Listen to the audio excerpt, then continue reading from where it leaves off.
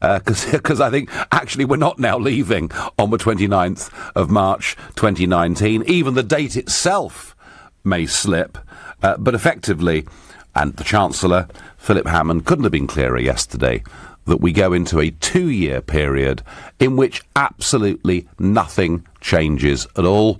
And Jacob Rees-Mogg has said we mustn't allow ourselves to be a colony. Boris even hints we shouldn't be a vassal state. But what I've noticed with all of this is that every time the Prime Minister makes another concession, the Leavers back off a little bit and say, don't worry, folks, it'll be okay next time round. Now, there's also, of course, been a lot of focus on 11 Conservative MPs who voted against their own government, defeating the government. As you know, this happened on Thursday. It was quite a dramatic thing for the government to lose their first big loss.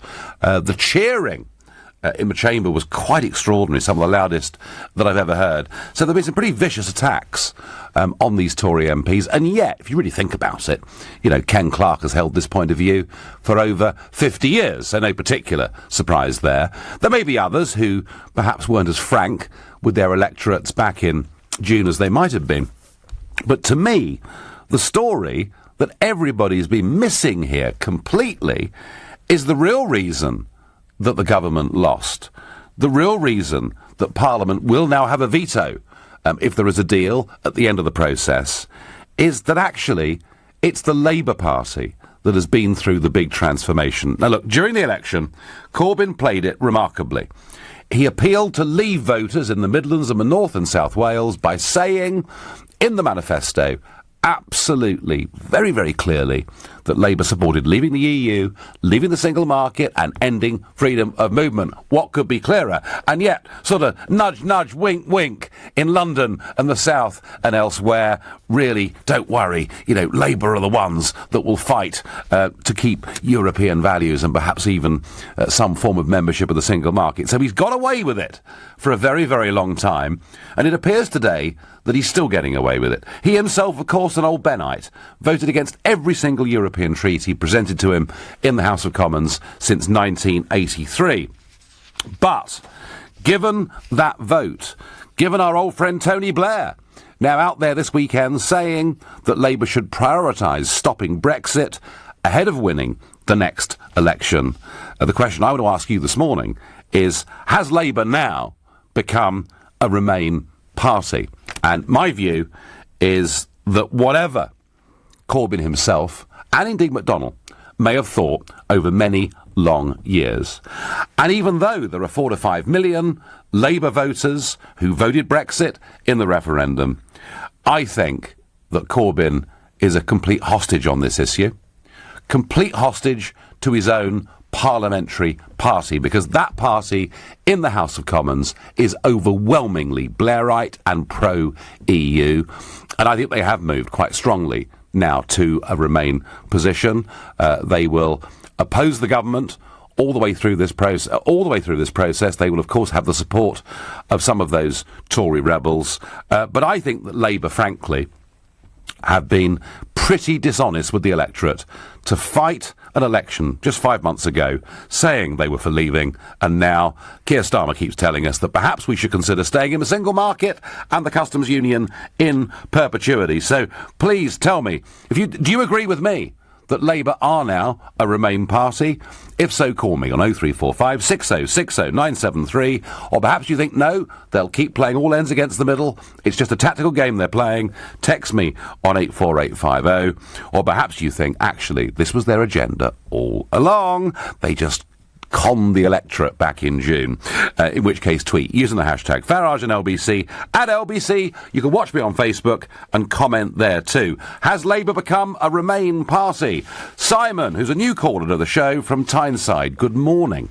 Morning, Nigel. I think personally that it's all kind of like about the long game. So what we've got Jeremy Corbyn waiting until the absolute point where we realise that, or most people realise what I already know and lots of people know, that Brexit is an absolute disaster for the country. Oh, right. And then you'll come out and save the day. Right, well, but, I mean, we're not rerunning the referendum, Simon. The fact is... That's not what I'm saying. No, that's not what I'm saying. But Are you... So are you happy, Simon? Are you happy then? I mean, I presume that you're a Labour supporter, yeah? Yeah, card-carrying member. OK, so are you comfortable, Simon, that the party that you pay your subs to and you carry the card for, are you comfortable that just a few months ago, in the election, they told the electorate they were for leaving the single market and ending the free movement of people, and now they're taking a different position? Nigel, have you ever changed your mind about anything? Well, of course, but it's pretty rich, isn't it? That's really the question, isn't it? So your mind about anything significant? Right. So you think the Labour Party changed the day after the general election, or did it take them a week? No. I think that what the Labour Party do, which is what the Conservative government aren't doing, and yourself are not doing, is taking some time to take stock of what's going to happen and actually putting the national interest above really small-minded, petty principles that you've held for a very, very long time. You know what I mean? And I think it's about time that somebody stood up. Do you mean petty principles like governing your own country through a democratic process? Could you give us an example of where we haven't governed our own country? Oh, we haven't made most of our legislation now for decades. That's not what I asked for an example. I mean, literally. Honestly, just employment legislation, fisheries, farming. I could go through every single sector, every single economic sector, Simon, or financial services, where we effectively are not legislating and where well over 80% of the laws that affect those businesses are made somewhere else. Now, if you go back, Simon... If you go back to the elections of the 70s and the 80s and the 90s, the great choice was that the Labour and Conservative offerings in the manifestos were very, very different, and how you voted fundamentally changed employment laws, etc. That doesn't happen anymore. So Simon, look, I don't want to rerun the referendum with you, but you're confident then that Labour now will be a Remain party, yeah? Over our laws. One specific example. Oh, look, every single piece of financial service, every single piece. You know, you're living on the coast up there, aren't you? No, not at all. Actually, I'm inland, living in quite an urban area. All right, well, go to your nearest port at lunchtime, meet a fisherman, ask him what his quotas are for this month, and then ask who set them, all right? But you're trying to have a different debate. I'm asking you, were Labour honest with the electorate in June? In our relationship with Europe, and that's the best you can come up with. Go and meet a fisherman. Really? Go and meet. I tell you what. Go into Newcastle tomorrow. Go and see a firm of insurance brokers. Go and meet any commercial industry based in Newcastle or anywhere else up there, and find out where every single rule they have to abide by comes from, and you'll find it comes from somewhere else. Simon, I'm not going to rerun the referendum with you. Nigel, can I just say one last thing before you hang up on us, which you have done twice previously? Well, not surprising given the way this conversation's going, is it? Well, no. This is a debate, conversation, you know. I'm asking you, have Labour become a Remain party? Then I would say Labour are becoming a Remain party. Okay, because fine. They realise the utter disaster that Brexit is going to be. Fine, no, Simon, that's fine. I'm going to move on. Thank you. Labour is becoming a Remain party, Simon says, and he's proud of that. And he thinks they're perfectly entitled to have changed their mind since the general election in June. And I think if Simon is right that they are becoming a Remain party, it is an act of extraordinary dishonesty. That's my view. What does Mark in Sevenoaks think? Good morning. Hi. First of all, I think we need to point out that the vast majority of Labour people, Labour MPs, did support Remain in the in the referendum, over 90%, I think. Yep. And the problem now with the polls is that, according to my calculation, there are about 340 Remain constituencies with Remain MPs in them. I think that the Labour Party said that they were going to support support Brexit because they considered it to be the will of the people, rather than because the MPs had changed their minds. I mean, even Theresa May didn't say she'd changed her mind on the situation when interviewed. And no, that's the polls true. are now indicating that the people who didn't vote in the referendum because they were too young, perhaps, or the people who didn't vote because they just didn't know what would happen, seem to be making up their minds that they're worried about Brexit, and that is the way things are going. I think I think we need to be clear about Brexit in one respect. I think that independence is the wrong word to use, because we want to be interdependent with people to trade with them. I think flexibility is the thing that we need from the EU. Well, we haven't seen much of it, Mark, have we? No. In the negotiations, I mean, the only side that's had to show flexibility has been us, again and again and again. I think that there's a problem in principle with the way in which the EU think, in the sense that in everything you need to balance standardization, gives you convenience, with flexibility, which allows you to experiment and improve. Mark, these are all arguments about, mutual recognition of standards and how much freedom and competition we can have outside the single market, or whether we, as the Chancellor says, should stay aligned. But my basic premise, Mark, is that I think the Labour Party, frankly, were dishonest with the electorate. They did it to get Leavers to vote for them, and they're now becoming a Remain party. Would you agree with that? On that strict point, the problem with... I mean, I would agree with everything that you said, apart from the point you made about honesty. Mm-hmm. Because I don't think that any of the Labour MPs said that they had changed their mind. No. Mark, you're right. The majority of people wanted it. Mark, overwhelmingly, that Mark. may not be the case. Mark, overwhelmingly, it's a Blairite parliamentary party. You're absolutely right. 90% of them did back Remain. It's just that they stood on a manifesto that was somewhat different. That's all I'm saying. Mark, I thank you for your points and your call. You're listening to the Sunday edition of the Nigel Farage Show, exclusively on LBC. It's 10:15. Every day, the world's greatest artists perform on the UK's biggest radio stations. And now, LBC and its sister stations from Global are joining together to bring you one of the biggest awards shows the UK has ever seen. And the winner is... And the winner is... And the winner is... A brand new event. One huge night.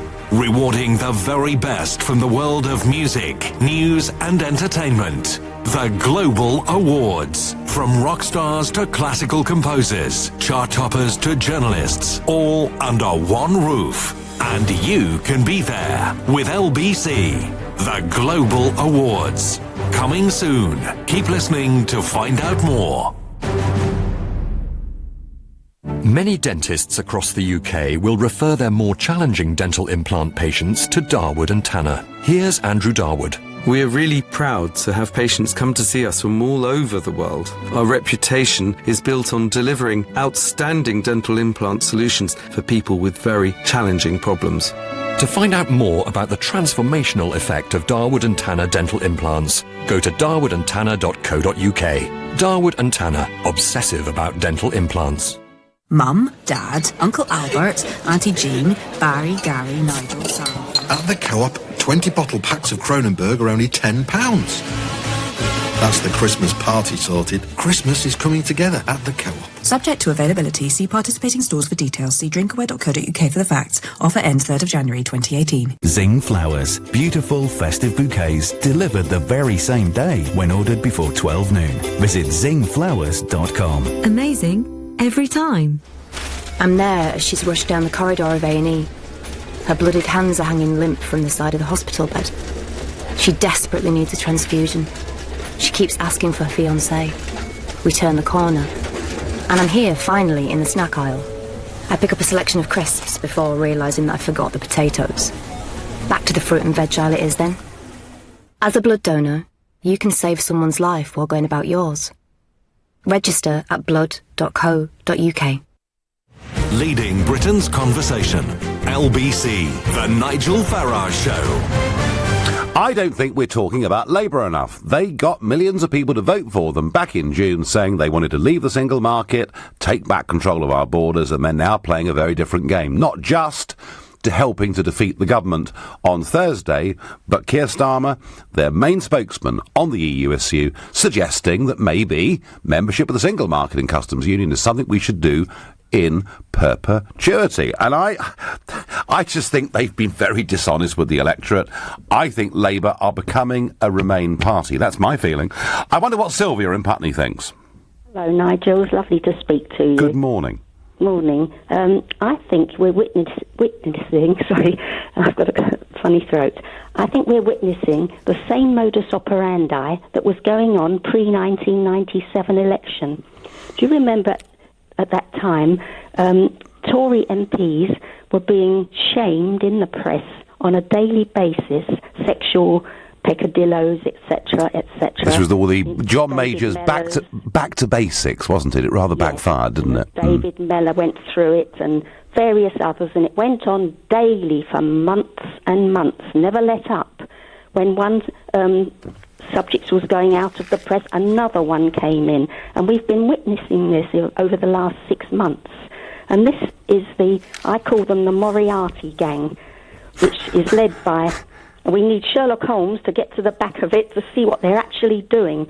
And this is Tony Blair, Alistair Campbell, Mandelson, the woman whose name I've forgotten, Miller. Gina Miller, yeah. Gina Miller, and those people. And that's the Moriarty gang. And they're doing it behind the scenes. And first you bring down the Tory government, and then you move in. And this is what's been going on for the last 6 months. And on top of that, the Remainers have become too confident.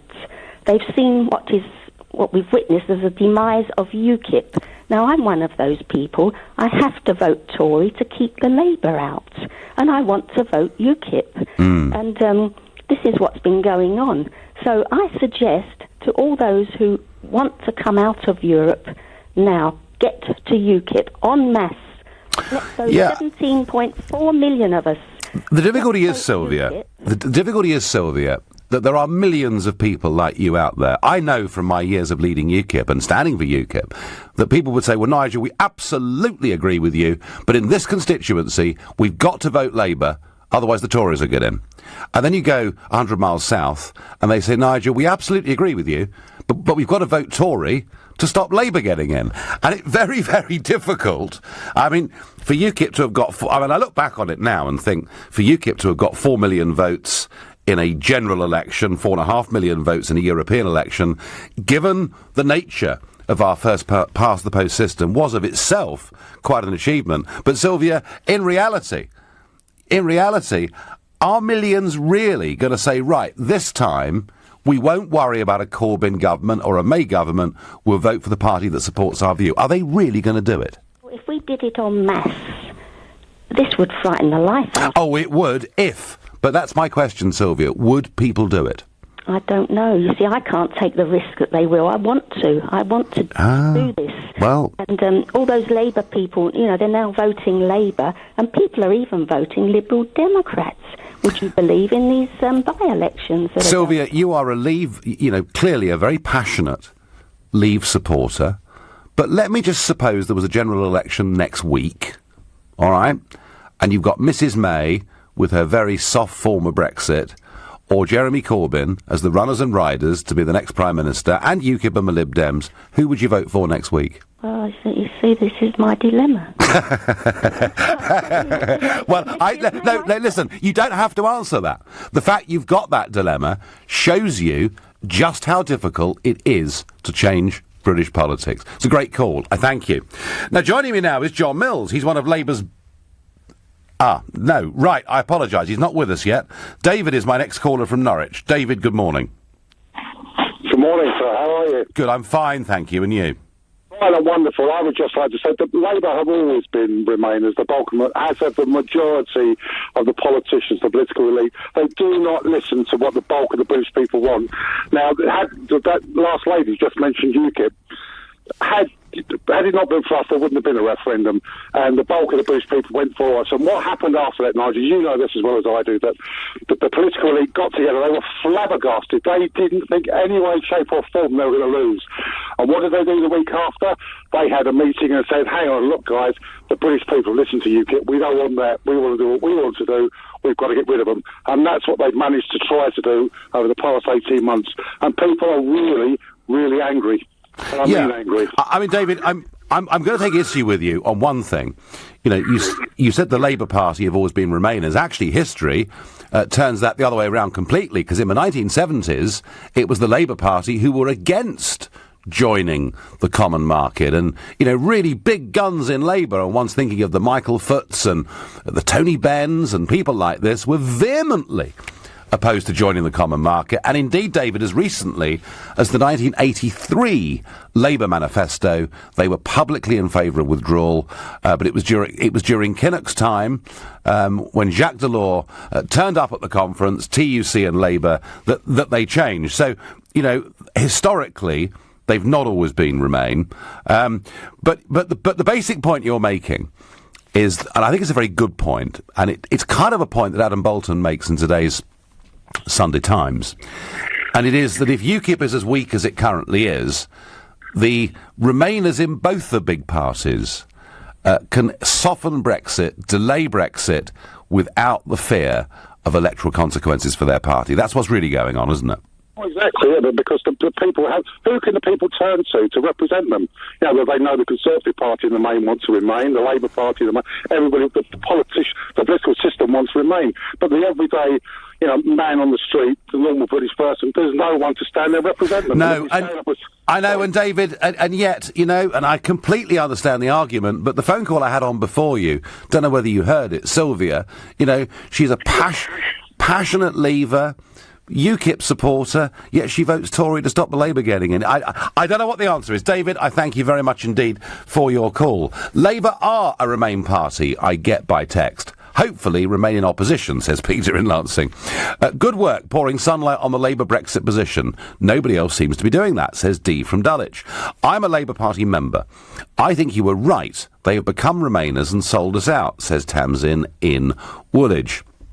Nigel, Labour are just being typically opportunistic, and like all the mainstream parties, they're split on Brexit, says Gary from Hillingdon. Well, the truth is that the Labour vote in the country might be split on Brexit, because of those that voted Labour in June of this year, I think it is somewhere between 4 and 5 million that voted Brexit in the referendum the year before. But the truth of it is that amongst the Labour MPs at this division that took place on Thursday in the House of Commons, only Frank Field and Kate Hoey supported the government position. So it looks like, even Dennis Skinner, and I was amazed by this, Dennis Skinner, who's been anti-EU for half a century, even Dennis Skinner, in the case of this vote, went with his party line against the government. So I think the truth of it is Labour may be split in the country amongst their voters on Brexit, but I think the Labour Party now is overwhelmingly a Remain party, and that's what we're seeing. And I just wonder whether they can go to the country again at a next election, kind of pretending somehow that they will support Brexit causes, given what's happened. Now, I have got on the line John Mills, one of Labour's biggest donors, the businessman behind the JML home shopping firm. But interestingly, I think John is the only person alive to have played a prominent role in both the referendums of 1975 and 2016. And John is running the Labour Leave campaign. John, good morning. And to you. Good morning. Now, John, I have to ask you, because I know that Labour Leave was very active during the referendum, and I know that in some ways you must have influenced that Labour manifesto in June, which made it clear it would honour what people voted for in the referendum. What on earth has happened to your party since the general election? Well, I think the trouble is that the Parliamentary Labour Party has a very large majority of people who would go for the softest Brexit they could, or maybe even reverse the whole thing if they had an opportunity to do so. And with that large block of votes in the Labour Party in that position, plus the dissidents in the Conservative Party, let alone the Lib Dems and so on, I don't think there's a majority in the House of Commons now for a WTO deal, which needs to be the fallback if you're going to negotiate with the EU 27 with some reasonable chance of getting a reasonable deal. And I think the danger now is we're going to finish up with a very soft Brexit, which is going to finish up by being more or less the same as we were before we started, but with no control over which way the EU is going, and still paying the money and all the rest of it. Yeah, well, that's my big fear too. But John, what happened? What happened to your MPs? I mean, I've already mentioned the fact that Kate Hoey and Frank Field supported the government position on this, but what happened to all those other Labour MPs who advocated voting leave? Where were they during this division this week? Well, I think that is a bit of a good question, because there certainly were some who we would have thought would have voted with the government on this issue, and they just didn't do so. And the majority was only 4, so we only needed 2 or 3 to have gone, well, 4 really, to have gone into the lobby, 5 certainly, and the result would have been different. Unfortunately, that just didn't happen. John, I mean, this next question is going to pain you, given the amount of years you've spent in the Labour Party and the personal money you've put into it. But isn't it time now for people like you to face the facts that Euroscepticism is now dead within this Labour Party?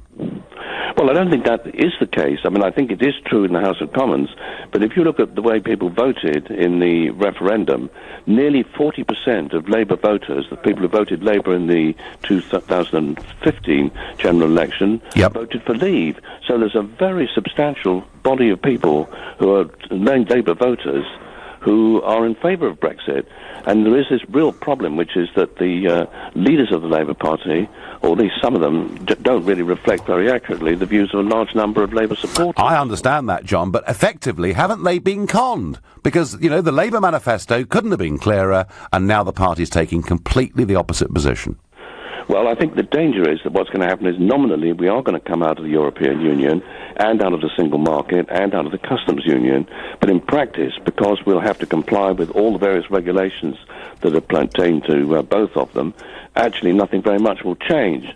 And so we'll finish up nominally doing what we said we'd do in the referendum and in the general election manifesto, but in practice, this isn't what's going to happen, and that's my concern. Yeah, no, John, and that's a concern I think that Leavers from all across the political spectrum share. John Mills, thank you very much indeed. Well, John Mills there, you know, who's put half a century of his life into the Labour Party and indeed into Eurosceptic causes, not been a particularly good week for him or Labour leavers, or indeed people who voted Labour who believe in leave.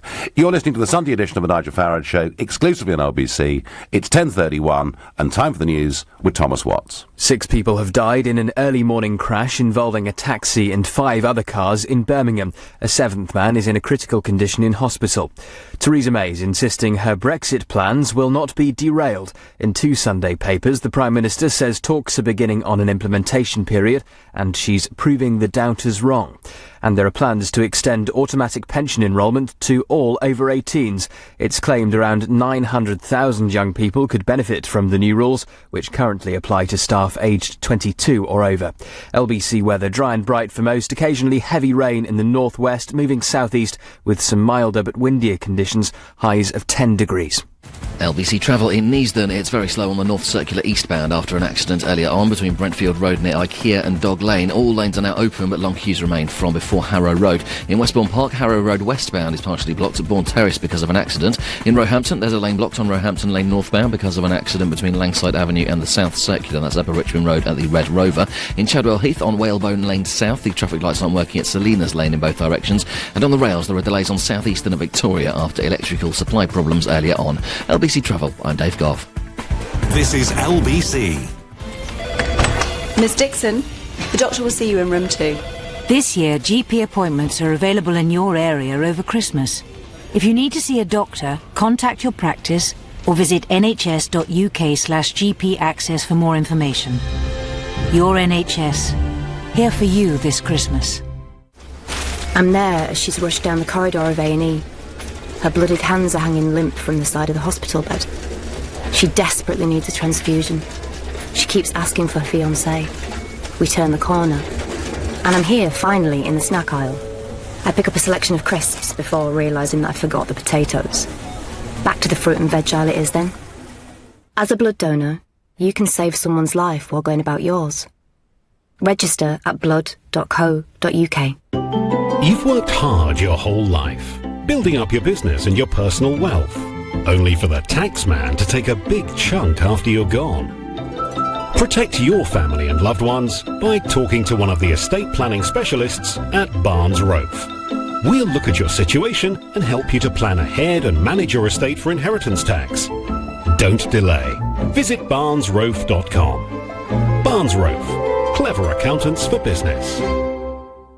2018 will be the year of a magical royal wedding, and to celebrate, the Mail on Sunday's giving away a glossy royal weddings calendar, month after month of glorious photographs, a souvenir to treasure. Don't miss our glossy royal weddings 2018 calendar, free with this weekend's Mail on Sunday. Pick up from selected Tesco stores, subject to availability. See newspaper for details. Welcome to London's exquisite Indian dining experience, Marla Restaurant. The finest North Indian cuisine in the most charming setting. Find us in the heart of one of London's divine hidden gems, St Catherine's Dock. Marla Restaurant. Visit us in St Catherine's Dock or go to marlarestaurant.co.uk. Marla. Discover a jewel in London's secret paradise. Today at Tesco, there's 25% off 6 or more bottles of wine. Everyone's welcome at Tesco. 18 plus excludes Express in Scotland. Max 36 bottles. Exclusions apply. Ends December 18th. Leading Britain's conversation, The Nigel Farage Show. Tweet at LBC using the hashtag FarageOnLBC. 6 people have died and a 7th is critically hurt after a multi-vehicle crash in Birmingham. 6 vehicles were involved. It happened early this morning on Birmingham's inner city ring road. Our LBC reporter in the Midlands, Alex Hulse, can update us. Hello?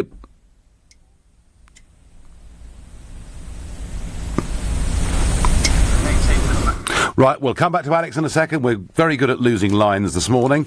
On a lighter note than that horrendous crash, you may have seen that Georgia Toffolo, known as the Toff, has won I'm a Celebrity, Get Me Out of Here, and she is a big Tory supporter and Brexit supporter, and she said Jacob Rees-Mogg is a sex god. He's so clever. I just love him. So I don't quite know what Jacob makes of that this Sunday morning. And some more Donald Trump news.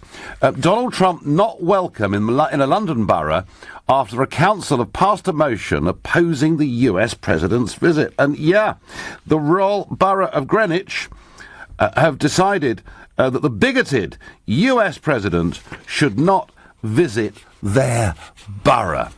Quite what they're going to achieve by that, I don't know, but I'm sure they feel really, really good about themselves. OK, I've got Alex Hulse back, LBC's reporter in the Midlands. Alex, good morning. Yes, hello. This happened, as we know, on a stretch of the road in the Edgbaston area at Lee Bank Middleway. That borders the city centre and leads from one of the city's main night spots, Broad Street, to the east of the city. It would have been very busy with people heading home from nights out. It can get quite congested as well. And it was in an underpass under the Belgrave interchange where emergency services were called at about 1:10 this morning. West Midlands Ambulance Service say a taxi ended up on its side with the driver and his 2 passengers being confirmed as having died. 3 men in another car were killed. They were thrown out of their car. A 4th was taken to hospital. And I've just been speaking with Murray McGregor, who's a spokesperson with the service. He's been telling us a bit more about what the scene was like when his teams arrived. Very quickly they assessed all of the people in those vehicles. It was immediately obvious that some were extremely seriously ill, and it's a case of prioritising those. To put it into perspective, we've held a debrief with all of our staff involved in it. We took them off the road to make sure that we could talk to them, just to sort of go through what exactly has happened. We've also offered them further support today and ongoing. Well, we've been told 3 other cars were involved. They were trying to swerve to avoid getting involved. The road's expected to be closed for most of the day, and it could mean some Christmas shoppers coming into the city could be held up. West Midlands Police say they're investigating what's caused the accident, describing it as upsetting and very difficult. Alex, thank you for updating us on that horrendous situation that's occurred in that underpass in Birmingham overnight. Please drive safely, everybody, over the Christmas holiday. Back to the Labour Party. They stood in that election. They appealed to Leavers and Remainers, but the manifesto was perfectly clear. We're leaving the union, we're leaving the single market, we're taking back control of our borders.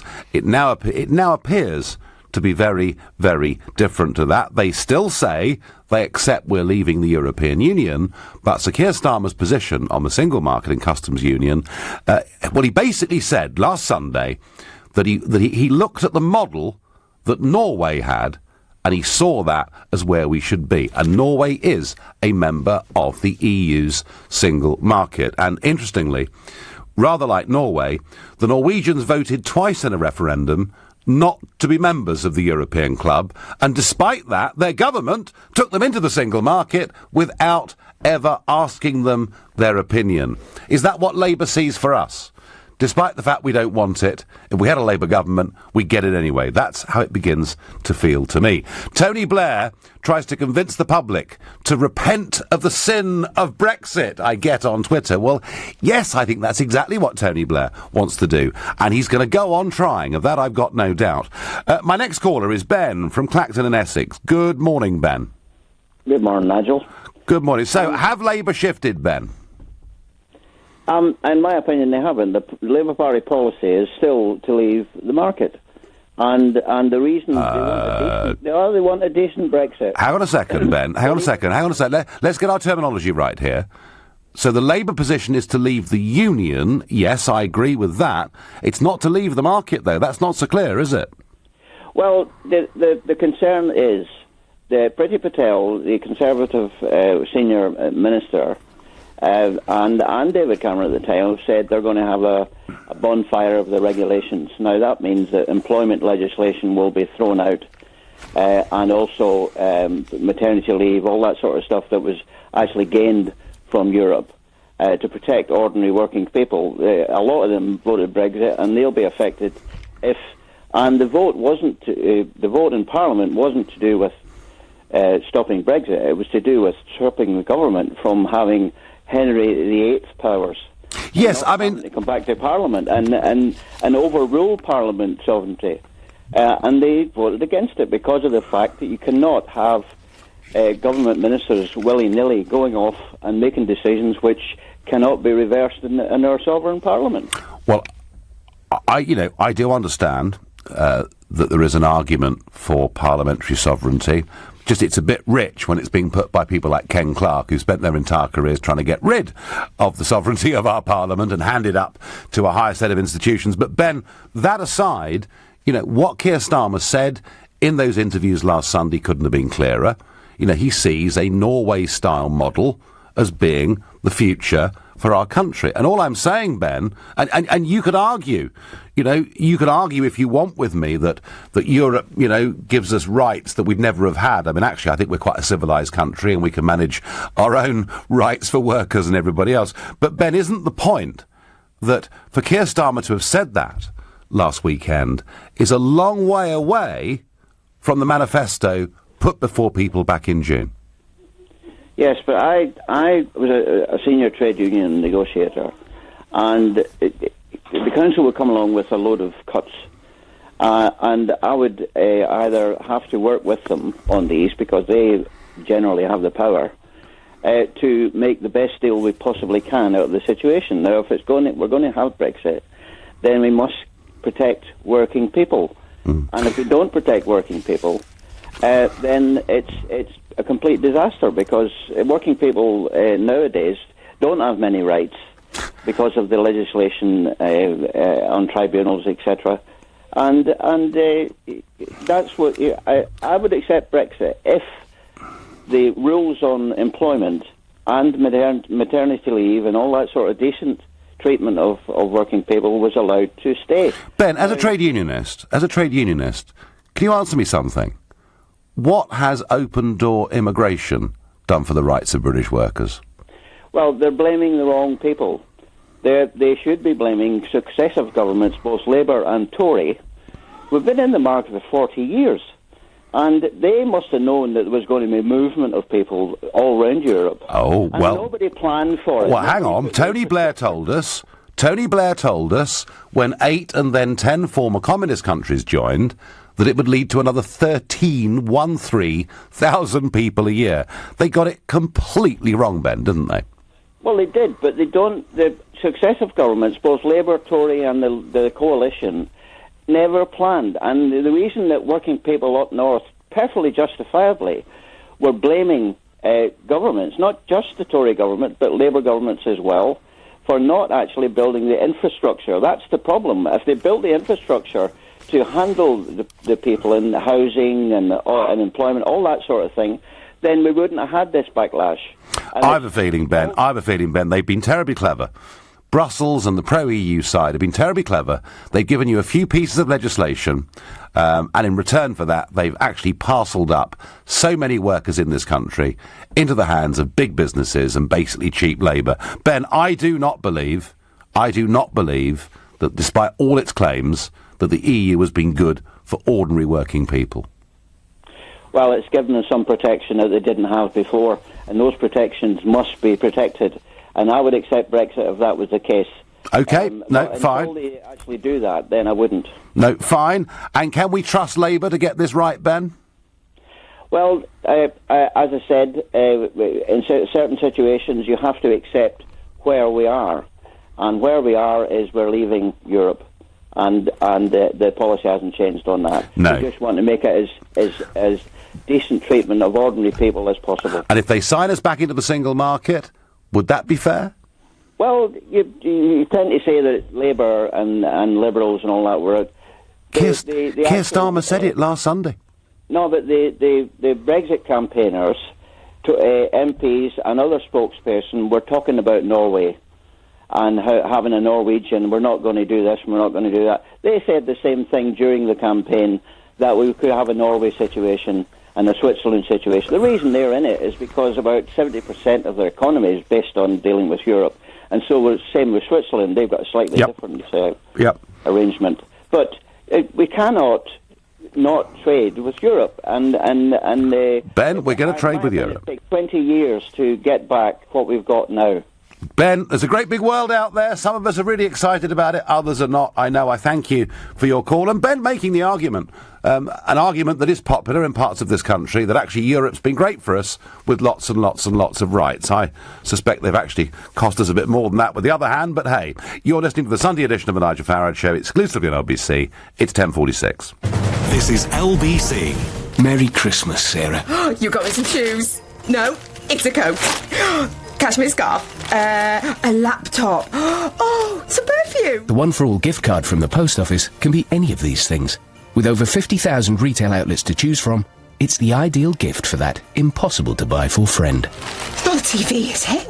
Pick one up in branch or online at postoffice.co.uk.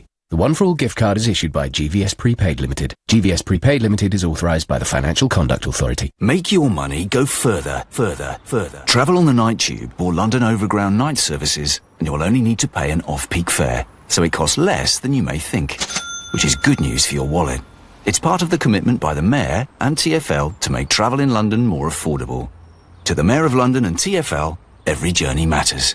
Time for some festive finishing touches. Hurry, the B&Q Christmas clearance is now on. It's not too late to get all your Christmas essentials, including selected trees and lights at amazingly low prices. Plus, all tree decorations are half price. So for great Christmas deals this weekend, come to B&Q. Some stores excluded. While stocks last, see DIY.com for details. Fleet managers. Maybe you don't use fleet tracking because maybe your fleet seems safe and secure. Maybe your fuel costs seem okay. Maybe your drivers manage just fine without it. Maybe it's time to stop running your business on maybes. Fleetmatic's fleet tracking solutions can help you reduce your costs, serve more customers, and improve the safety of your employees' driving habits anytime, anywhere. Maybe that's worth a call. Text the word fleet to 66777 or visit fleetmatics.co.uk. Fleetmatics, a Verizon company. Your company's image is everything. So why present your clients poorly bound documents with budget covers to save a few pounds when a quality wire binding machine starts from just £299 with single source binding?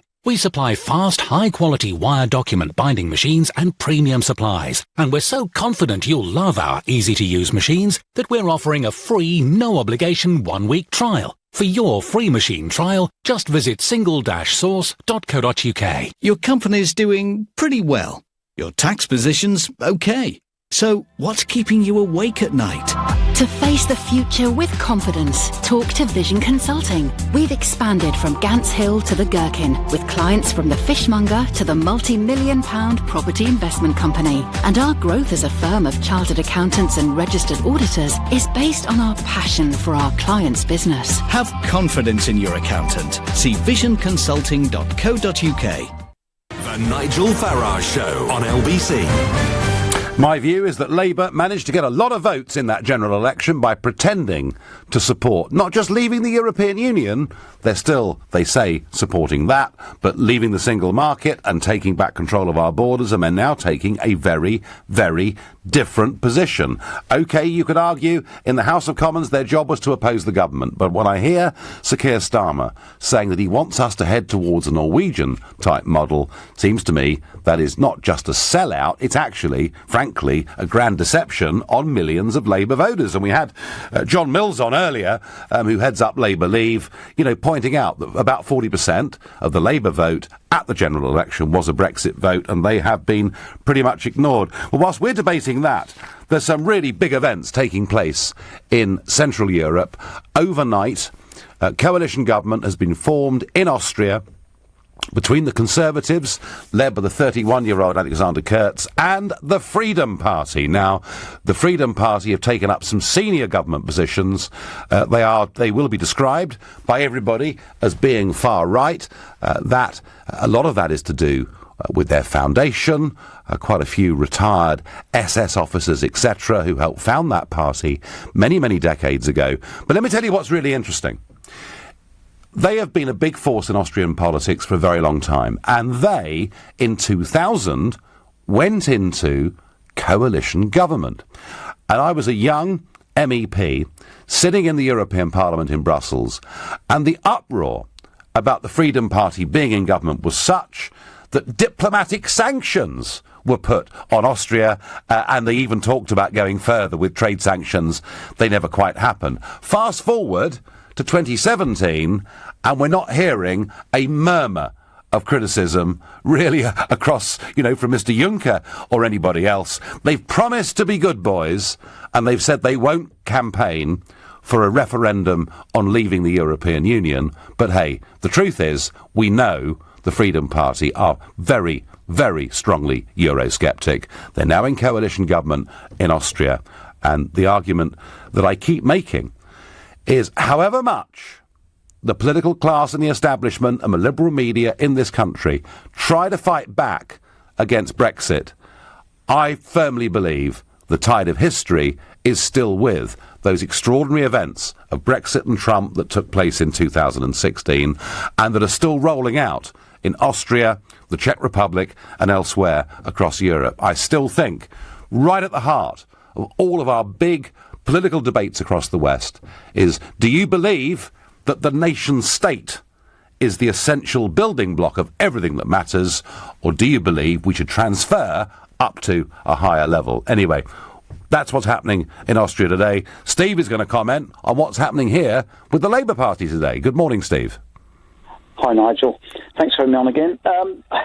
I think we need to recognise that Brexit isn't the biggest issue at the moment for the Labour Party. I think for most of people in the country it seems to be, but for the Labour Party they've got one prime objective, which is to overthrow the Tories, and to do that they will do anything they can to get support, to get voters, and that's the reason they're being deliberately evasive, because they're trying to back two horses. Yeah, I mean, providing parliamentary opposition, Steve, I mean, I've got less of a problem with the way Labour voted this week than I have about what Keir Starmer's been saying and others have been saying in public. So, I do get the point about providing democratic opposition. But so your basic view is that winning the election is what matters, fine, and that they're prepared, and that they're prepared to be totally flexible with policy according to what suits, yeah? Well, I think they're trying to be publicly flexible to get votes. They don't want to lose half their voters. And when you think, wasn't it 70% of their constituencies, 70% of their MPs are in constituencies that voted to leave, and I think they understand that. So that's why they're trying to be a bit evasive about it. OK, so you still think then, so your view is they're still very much on the fence and we shouldn't prejudge which side of this argument they'll come down on? I'm not sure they are on the fence, but I think they're publicly trying to attack both forces. You know, No. I mean, personally, I'm a Democrat. You know, in principle, I agree with the decision made this week. I think Parliament should have a say on the final deal. I think that, however, I do think that's really, really dangerous because I don't trust the people that would be given power to. That's the issue for me. No, fair dues, Steve. I understand that, they are trying to keep support from both sides of the argument, and I understand that, and I see that, and there are commentators, Steve, out there this morning making the same point you're making. That's the game that Labour will continue to play, but my argument, Steve, is there's been quite a big shift, and I think we're heading towards the position where Labour are going to fight the next election as effectively a Remain party, and by that I don't mean an attempt to rejoin the European Union, because they know that in a referendum the British public would reject that outright, but an attempt to keep us in something that closely resembles it. Steve, I thank you very much indeed for your call. It's not only the Labour Party being Remain, the Conservative Party and the media are all Remain, says Mark. Well, Mark, it's difficult to disagree with that, really, because the truth is, if you see this transition deal that the Prime Minister wants to tie up over the course of the next few months, it would mean that at midnight on the 29th of March 2019, that's if that date holds, nothing would change at all. We would still be paying money, we would still be subject to their laws, we would still have open borders. All that would have happened is we would have left in name only. And I am, well, surprised and perhaps disappointed that the Leavers in the Tory party are not being a lot louder than they are. Yeah, sure, Peter Bone's saying things. We've got Jacob Rees-Mogg saying things, Ian Duncan-Smith saying things, but too few of them, in my view, are saying very much, because they don't want to cause problems for the party, because they might let Labour in, and we get back to the same thing that dominates British politics. We have to support this party because we hate the other one a little bit more. Makes it very, very difficult to get genuine change in this country.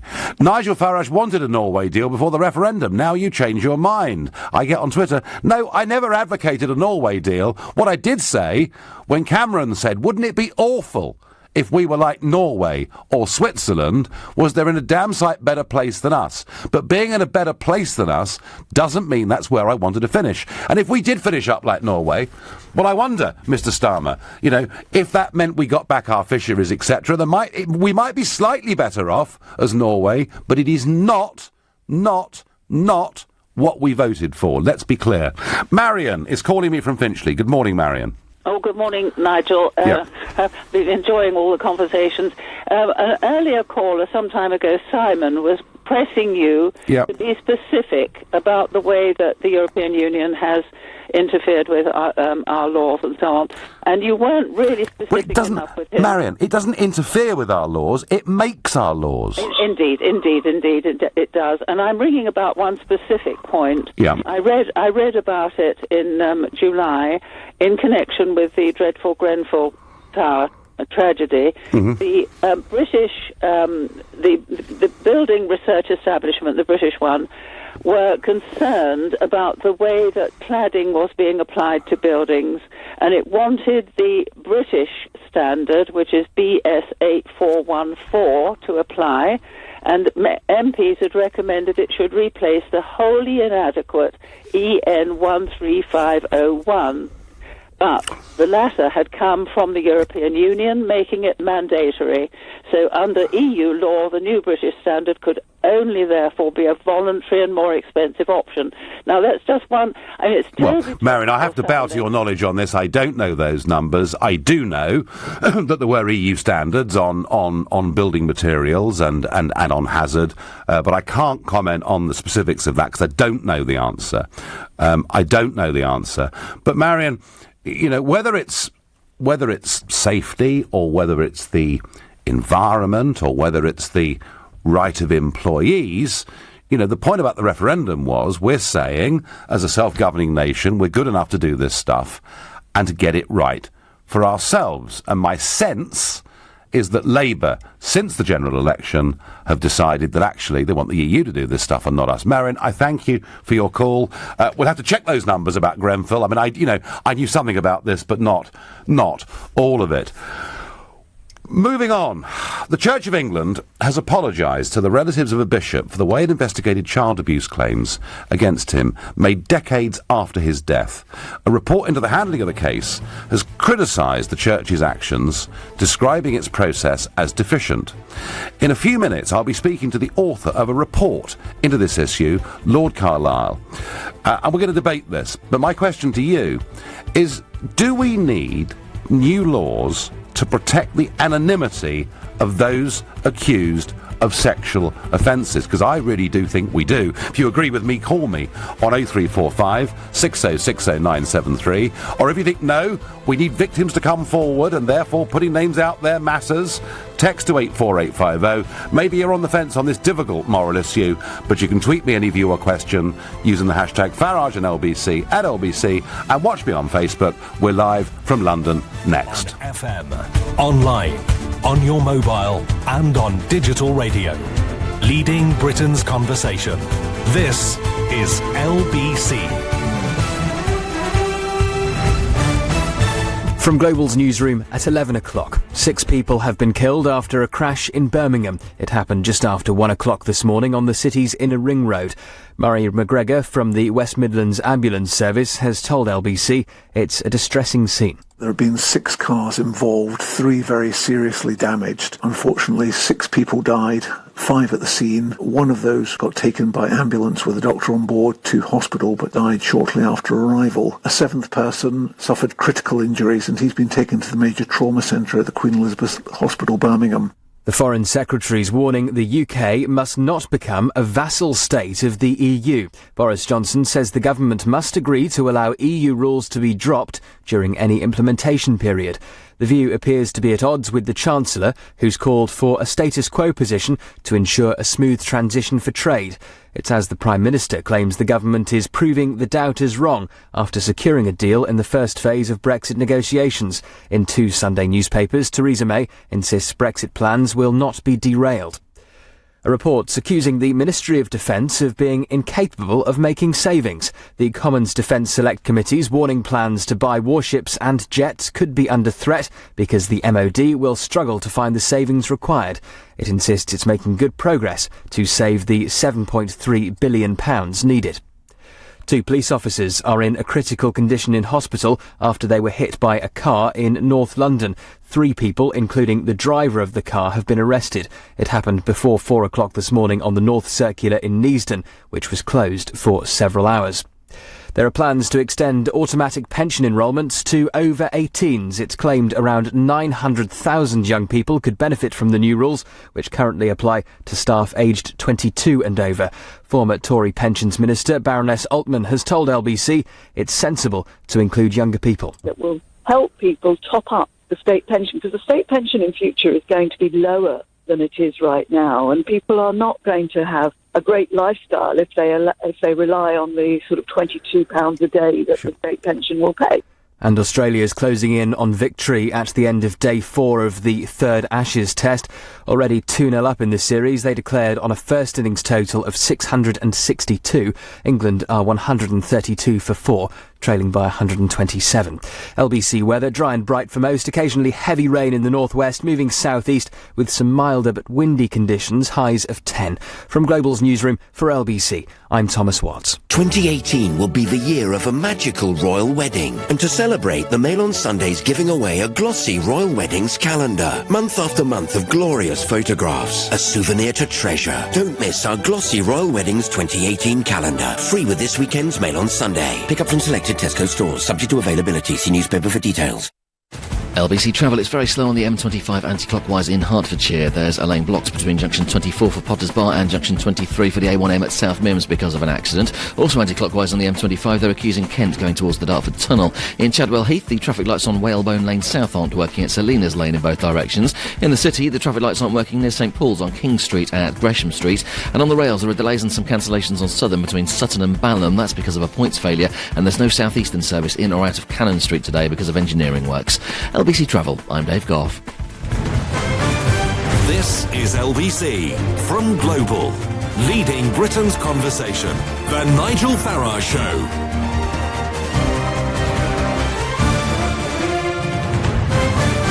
Well, there have been two cases this week that have made me feel really, really uncomfortable about the process whereby people who are accused of crimes are put out into the public domain, and it seems, in the modern environment, there's almost an assumption that they're guilty, and it's up to them to prove their innocence. And that has made me really, really concerned. The first case was 22-year-old Liam Allen, accused of multiple rapes, and his name out there in the public domain. And then it turned out that the police perhaps had not done a particularly brilliant job of this, and the case was dropped.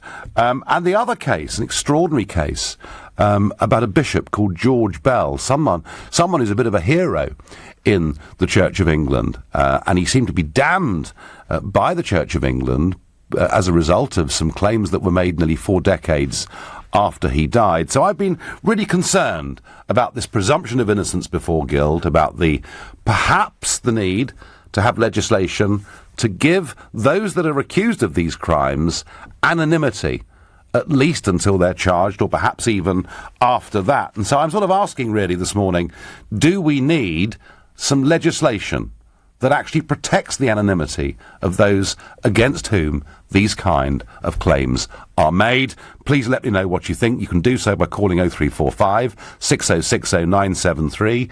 You can text to 84850. You can tweet using the hashtag Farage and LBC at LBC. You can watch us on Facebook and comment there too.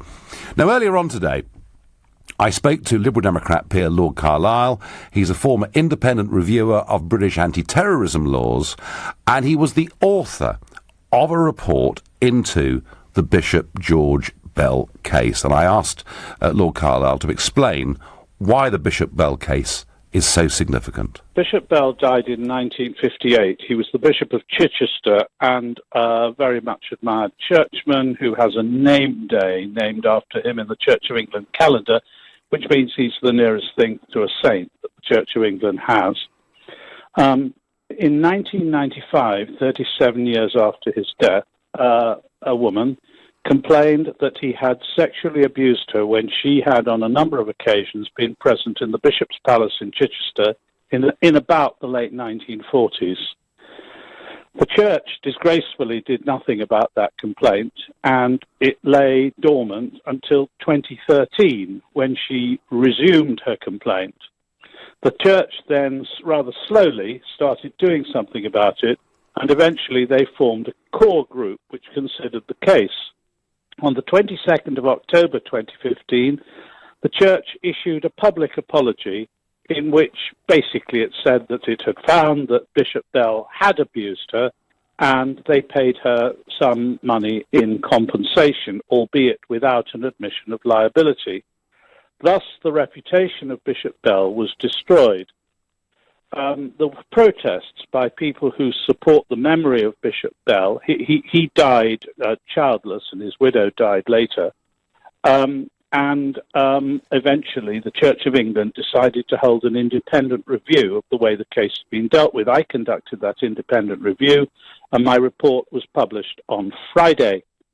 I made recommendations which included that where there was no admission of liability, in other words, there was no finding of guilt, whether to the criminal or civil standard, after a proper inquiry, then the perpetrator's name should remain anonymous, save in exceptional circumstances, just like the complainant's name, because it would not have been found that he was in fact a perpetrator at all. He was simply an alleged perpetrator. I also found that the inquiry into the Bell case conducted by the Church of England fell very far short of due process. I uncovered very easily some evidence that they hadn't even looked for. And so I was critical of the Church of England, which has accepted most, but not all of my recommendations. Whatever happened to the presumption of innocence before guilt in cases like this? Well, I think that, first of all, the core group, as it was called, that considered the case, suffered from oversteer as a result of a preconception that George Bell must be guilty. And the woman concerned was the only person who's ever made a complaint against Bishop Bell. And secondly, they failed to have, within the core group, independent specialist advice which understood the criminal law because although it was a potential civil case, no actual case was ever brought, nevertheless the allegation that was being made was a very serious criminal allegation, and it would have been of importance to the core group to know whether a criminal case would have had any chance of success, which, by the way, it would not. Now, following on from this historic case, there are also a number of current cases, a very big rape case which ended this week. I mean, has the pendulum throughout our criminal justice system, and I know there have been some terrible examples of sexual abuse that have been uncovered over the course of the last few years. One thinks of the Jimmy Savile case and others like that. But has the pendulum swung too far in favour of the accuser? I think it has. The Church of England in the Bell case made the mistake of describing her throughout as the victim or survivor, whereas in fact she was always the complainant, because no finding had been made against Bishop Bell. And if you'll forgive me, Nigel, there is one word you used that I don't agree with, in which you described the rape case as a very big case. If the accused, who suffered a huge injustice, will forgive me for saying so, actually it was a very ordinary rape case in which an ordinary person, unknown to the general public, found himself facing an accusation of rape for 2 years with his name available in the public media, and because the police and apparently the Crown Prosecution Service failed to disclose material to the defence, which was absolutely fundamental, and as prosecuting counsel Jerry Hayes demonstrated, brought the case to an immediate end.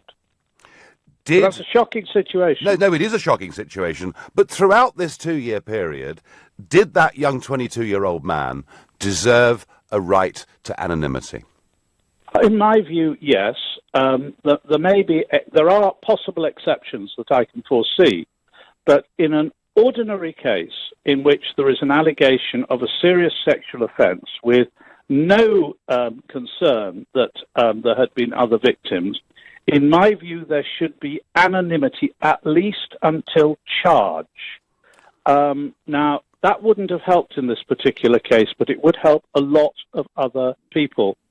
And there could be exceptions where, for example, there was a genuine fear that there were numerous other victims. Yes. If a case is exceptional, that decision should be made by a circuit judge or recorder who is qualified to try serious sex cases. There is a special qualification for this, which a very large number of very good judges at various levels have.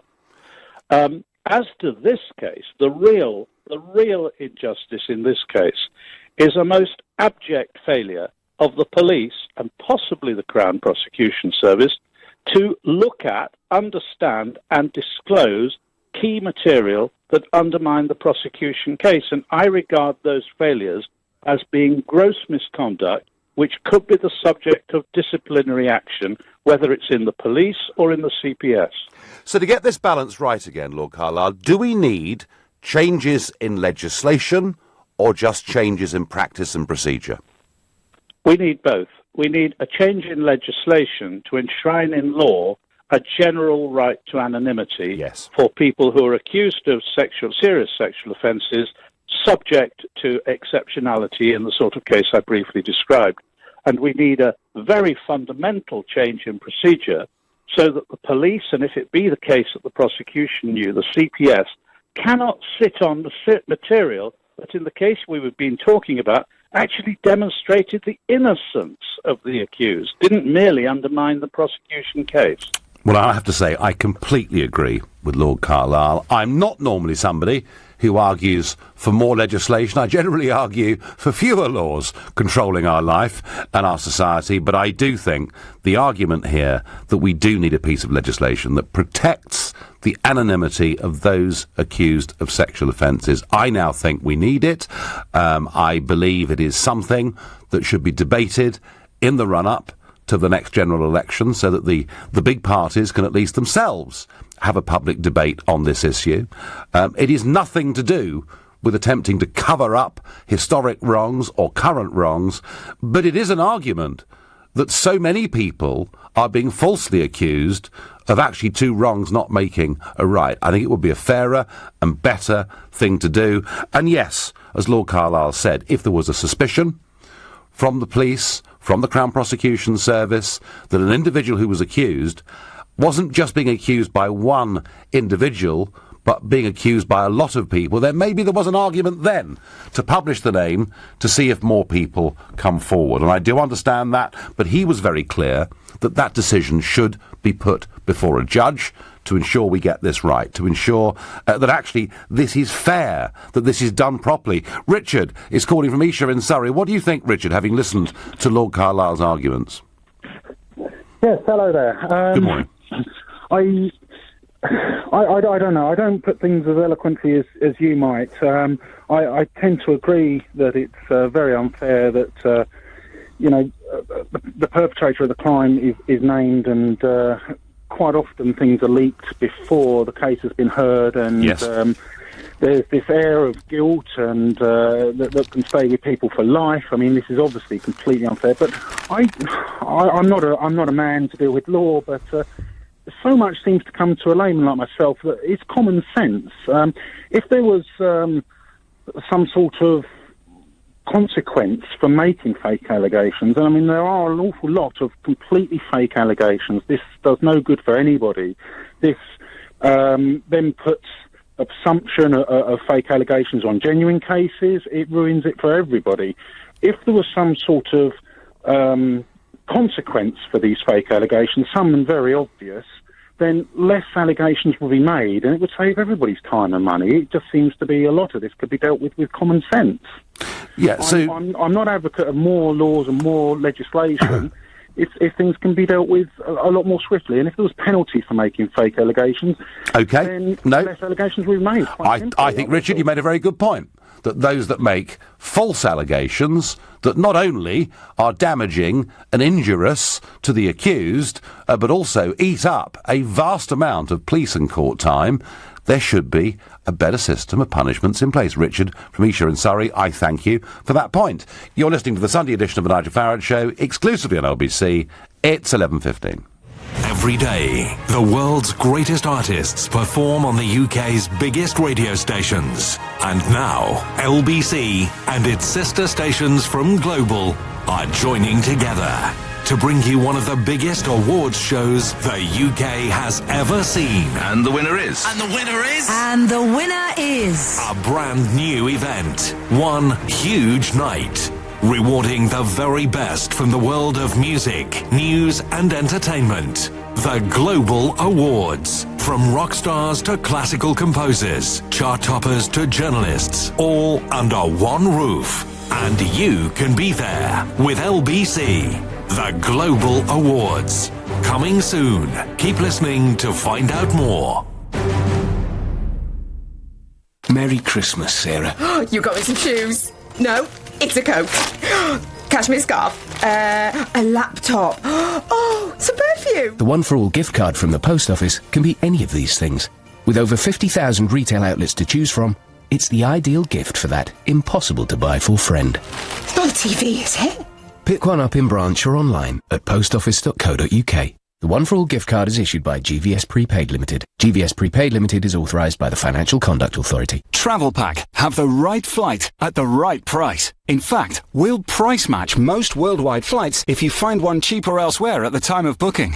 So, if you need to book a flight, remember the Travel Pack price match. Call Travel Pack on 0208 903 9999. You won't find a better price for your flight. Travel Pack 0208 903 9999. ATOL protected. Excludes low-cost operators. Competitors must be ATOL licensed. Conditions apply. Time to slow down? Or not just yet? How about now? Now? Perhaps you'd start slowing down now.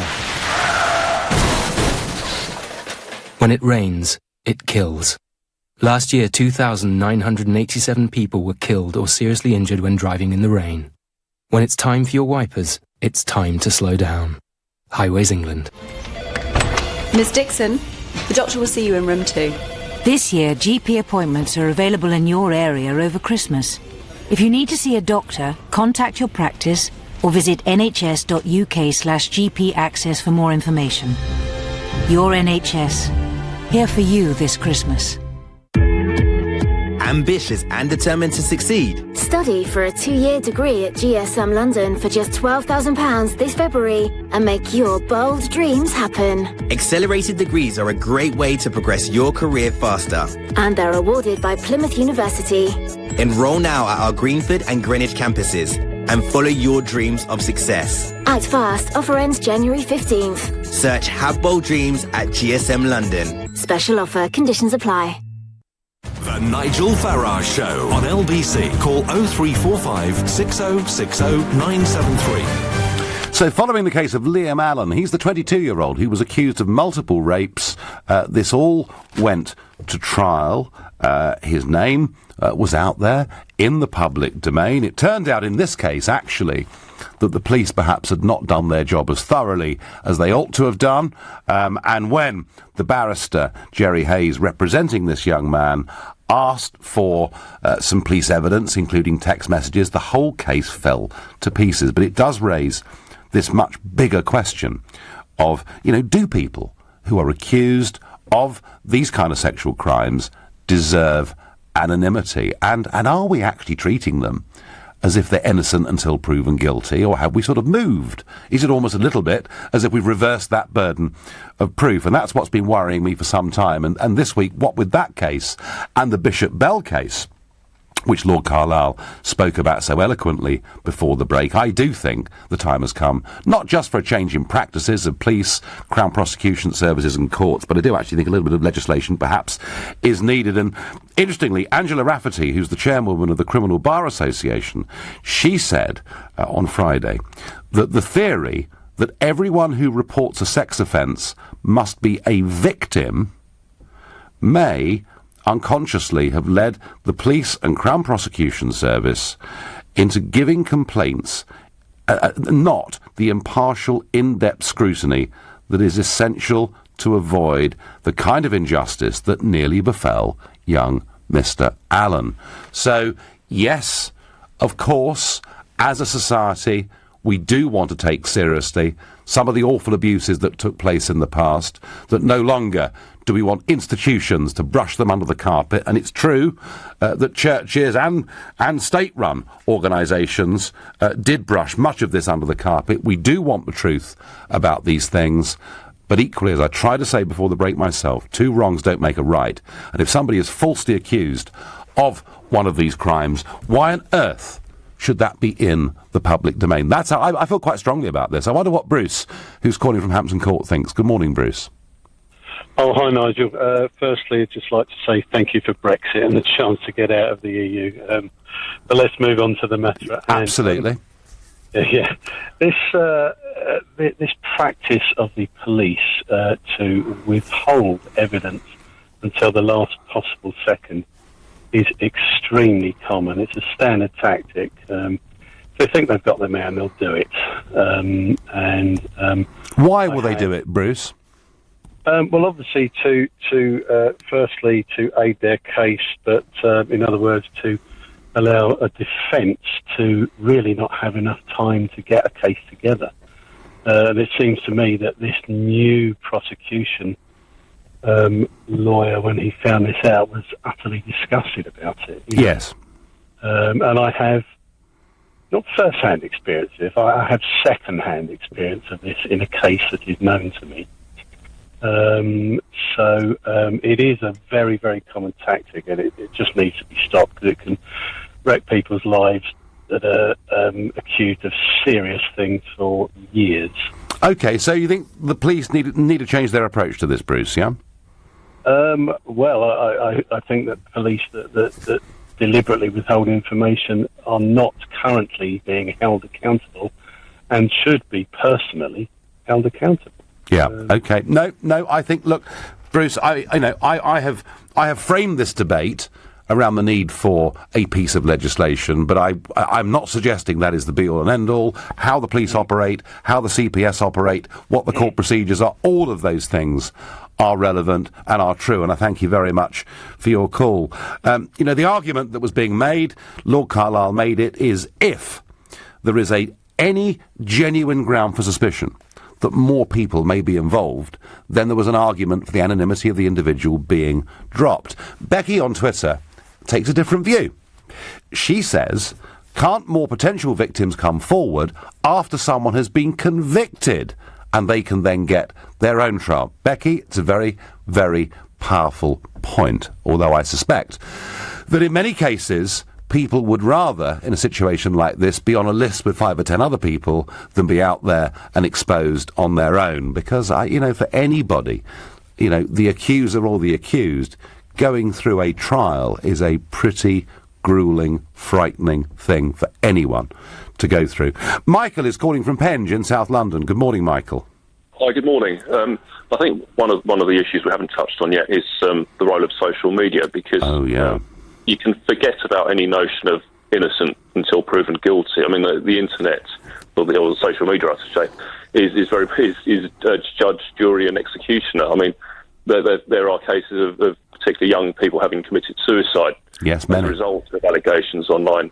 And I think there is, in my view, scope for legislation to deal with this matter. And I think what we need to look at is the role of social media companies, looking at Google, Facebook, Twitter, etc., and redefining them as publishers. Now, I don't know at the moment whether we can do that under EU law, but I think Britain can become a world leader in this and actually take a lead in defining these organisations as publishers. And therefore, the usual checks and balances that apply to other forms of media would be applicable to those organisations. And I think that would help to deal with a lot of this malicious falsehood which is spread online and which destroys lives. No, Michael, I would not for one moment downplay the significance or importance of what you've said. I mean, goodness me, if I just look at the things that have been said about me on social media, I mean, it's unbelievable.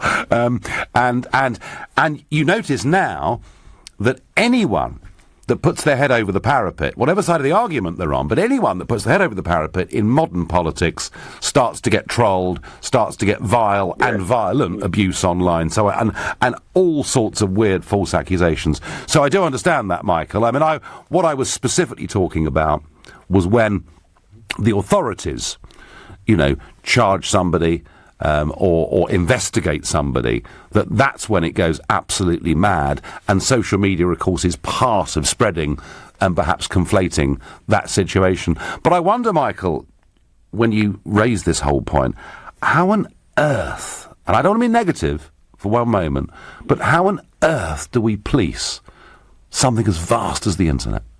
Well, I think you'd have to employ people. I mean, it would cost money, obviously. I mean, the internet can be a great thing, but I mean, if you'd have to have moderators to deal with this sort of thing, then that would be a means to deal with it. I don't underestimate the challenge, but I think it's equally as important as the other points. Your other contributors, because it's ruining people's lives, and it's driving teenagers to suicide and all the rest of it. No, Michael, he's doing all that sort of thing. Yeah. No, Michael, understood. It's a valid point. Gosh, it's a tough one to answer. As I understand it, the police force already increasingly are spending time, money, and human resources on dealing with all sorts of hate crimes and all sorts of nastiness that goes on the internet. I suspect, to completely police it, I shudder to think of the kind of resources we would actually need. Stephen is calling from Hyde Park in central London. Good morning, Stephen. Hello, Nigel. A worried Brexiteer on the line. Yes, well, there's quite a few of us around this Sunday morning, Stephen, I can assure you. I'm losing sleep. Yes, I'd just like to expand on the police issue, because the police in any criminal case, they use a concept called a pattern. And, they try and establish a guilt through past behaviour. Well, if one turns that on themselves, if they spotlight themselves, think through recent history, the cases where they have withheld information. Very famous cases where innocent people have been adjudicated to, or at worst, gone through a lifetime of hell trying to obtain justice. So it's a pattern with the police of withholding. It's not these individual single cases. They are purposely doing this. The problem being that if you've ever had an encounter with specifically the Metropolitan Police, the Complaints Commission, the method by which we can redress any perceived injustice is a farce. There is nothing there for an individual to stop it as it begins. One has to go through a process that they are in complete control of. Yes, I mean, complaints to any level of authority are always a problem, whether it's you try and sue a hospital or even the BBC or whoever it might be. It is always difficult. Stephen, I do understand, and you're the second caller talking about the way the police operate, their modus operandi. Would you agree with my bigger point that perhaps a little piece of legislation that does protect the anonymity of the individual is the right thing to do? Well, I absolutely, and in fact, I would go further. I wouldn't limit it to sexual crimes or rape crimes. I would enforce anonymity for any crime. Yes. Where the public interest perhaps is not in question, because it immediately puts in the modern day social media environment a perception, and you have to undo that perception before you even begin. And it affects people through the whole of their life, through work and everything else. Stephen, I thank you for your call. The one element to this we haven't yet discussed is the role of the press, because for this to work, the press would need to cooperate fully with it, and perhaps that's worthy of further discussion too.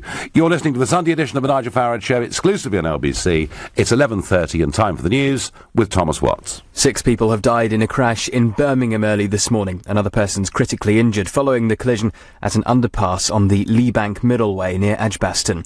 Separately, 2 police officers are in a critical condition in hospital after they were hit by a car in northwest London. 3 people, including the car's driver, have been arrested. And Boris Johnson is calling on Theresa May to agree on a trade deal which gives Britain the power to drop EU laws. The Foreign Secretaries told the Sunday Times failing to do so could make the UK a vassal state after Brexit. LBC weather, dry and bright for most, occasionally heavy rain in the northwest, that moving southeast with some milder but windy conditions, highs of 10 degrees. LBC travel, it's very slow on the M25 anti-clockwise in Hertfordshire. There's a lane blocks between junction 24 for Potters Bar and junction 23 for the A1M at South Mims because of an accident. In London, it's slow in Waltham Forest on the North Circular westbound. There's a lane blocked at the Crooked Billet interchange because of an accident. In Chadwell Heath, the traffic lights on Whalebone Lane South aren't working at Salinas Lane in both directions. In the city, the traffic lights aren't working near St Paul's on King Street at Gresham Street. And on the rails, there are delays and some cancellations on Southern between Sutton and Balham. That's because of a points failure. LBC Travel, I'm Dave Goff. This is LBC. This Christmas, you could give the same old thing. Or you could give the gift that's out of this world. 100. At Flight Experience London, take off, fly and land a Boeing 737-800, an officially licensed Boeing product. It's the ultimate flight simulator used for real pilot training, taking Christmas to the max. Book online now from £109 at london.flightexperience.com and give the gift of flight at Flight Experience London. When you need more space. Think creatively. What could you use a log cabin for? A studio? A home office? A den for the kids? Creative Living will design and build a log cabin to suit your needs, even taking care of electricity and climate control. See for yourself at our 3 large cabin display villages in Surrey. Find out where at creativelivingcabins.co.uk. Your own log cabin, handcrafted, the creative living way.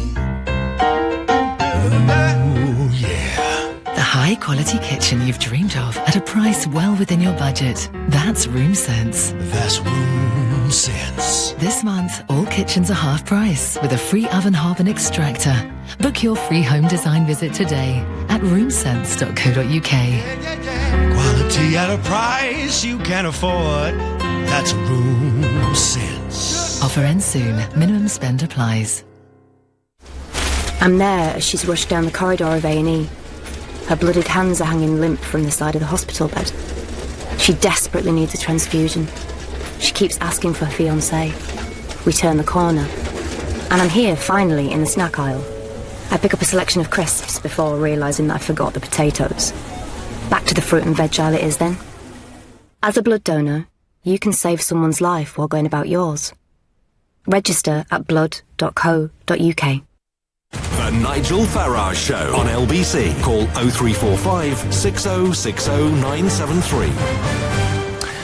Are those who are accused of sexual crimes entitled to anonymity? And that really is a major debate following the collapse of a rape case earlier on this week, and indeed a very critical report into the way the Church of England has dealt with the legacy of Bishop George Bell, and all of that explained earlier by Lord Carlisle on this show.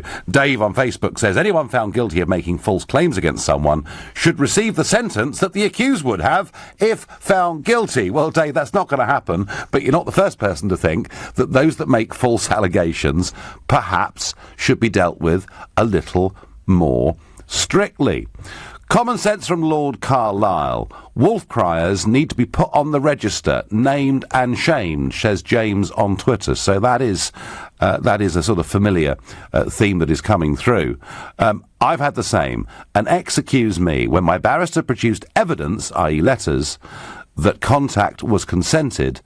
A notice of discontinuance came after I had been publicly tried, and that comes from somebody anonymously. Well, that's rather what happened in this rape case, is that there was a lot of evidence that was not put before the court. It got to the court shortly before the end of the trial because Jerry Hayes, the barrister, asked the police for it, and as soon as that was produced, the judge threw out the whole case and was disgusted with the conduct of it. So just producing legislation that protects people's anonymity is not going to solve all of these problems, but it might go some way towards righting some of the wrongs. That at least is what I think. I wonder what Tony, who's calling from Notting Hill this morning, thinks. Hello. Hi, Nigel. Firstly, I'd just like to say thanks very much for Brexit. It was great to take our country. Well, there's a bit more work to do on that, Tony, but that's a debate. But that's a debate for another day. What I'm talking about here, Tony, is, I do understand that we have righted some wrongs of the past in the last couple of years because of too many cases of sexual abuse of minors was frankly brushed under the carpet. But I'm worried that the pendulum may have gone too far the other way, Tony. Sure. I mean, basically, I think that we should get onto the real issues here, which is, of course, September the 11th was clearly an inside job, Nigel. Your thoughts? No. We're not discussing anything like that. We're not discussing anything like that. I am discussing whether people deserve anonymity. Who did create the pyramids? Because it's clearly aliens. No, Tony, I'm sorry, mate. It might be fun for you on a Sunday morning, but I think it really, frankly, bore a lot of other people. I wonder what Simon in Seaford in East Sussex thinks. Good morning, Simon.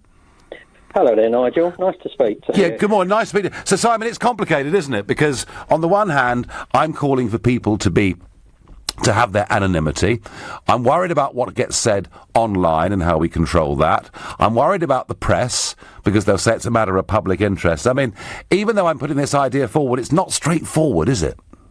It's not, and the problem that I think we've got is the fact that people now are getting trial by media. The fact that the pretense that you're supposed to be innocent until proven guilty, you're not. And one of the main points I said, and this will throw a cat amongst the pigeons, whether the man did it or whether he didn't, and from what we're led to believe he did do it. Jimmy Savile has never been found guilty in a court of law in this country of any sexual crimes whatsoever. That is true, Simon, because this all emerged after he died, didn't it? It did, and as I say, so he's had a trial by media. People have had all their compensation through it as well. Yes. His entire estate went on compensation. Now, I'm not saying that whether the man did or whether he didn't do it. All I'm saying is, on a legal perspective, we are getting a trial by media in this country. But there's almost a counter-argument here, Simon, isn't there? That if the media hadn't done what they did, we might never have known the truth about Jimmy Savile. Yeah, but I think the police tend to do this on a lot of cases as well, Nigel, where they just put the name out into the public domain to try and build a case against somebody because they haven't got enough actual evidence. Right, so punt it out. So Simon, what you're saying is they punt it out there to see what comes back. Yes, I think it's a glorified fishing trip, I think. Interesting. I'd be very interested to get any phone calls from serving or ex-police officers, anonymously, obviously, who would perhaps back up or not the point that Simon has just made. So, Simon, if we did put a piece of legislation in place to protect the anonymity of the individual, at what point would it be fair for the press to get involved and start talking about this then? When the person's been convicted of the offence. When they've been convicted. So that would make, effectively, the trial of these people would have to happen in camera and be totally confidential. Well, I don't think that the case has to be in camera. I just think that there ought to be reporting restrictions on it. I don't see why the members of the public shouldn't be. Okay, so restrictions in... OK, report the case, but protect the identities of the accuser and the accused, yeah? Yeah, because the accused, the accuser always gets their anonymity. Yes, I know. Even when it's proved that they've made false claims, they still remain anonymous, and yet the damage has been done to the person that's been accused of the crime. Yeah, and several callers, Simon, saying there needs to be a register. People got to go on this register, be named and shamed, certainly if they're repeat offenders. Simon, interesting points you've made there. Colin in Kings Langley is my next caller. Good morning, Colin. Hi, good morning. Yes, I've got a couple of points. Number one, obviously, I'm a great believer that you're innocent until proved guilty.